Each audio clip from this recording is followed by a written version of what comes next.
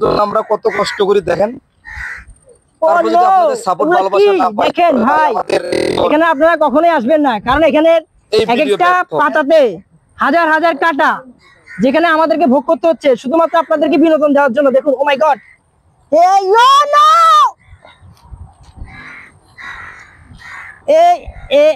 এখান দিয়ে কিভাবে যাবো?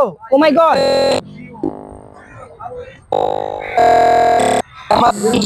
সবাই আস্তে আস্তে এসো, কাটা গুতা খেয়ে। ও মাই গড, ও মাই গড,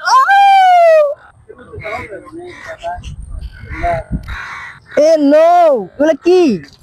দেখেন গাইস, আপনাদেরকে বিনোদন। ও মাই গড, কিভাবে যাবো এখান থেকে? ও নো,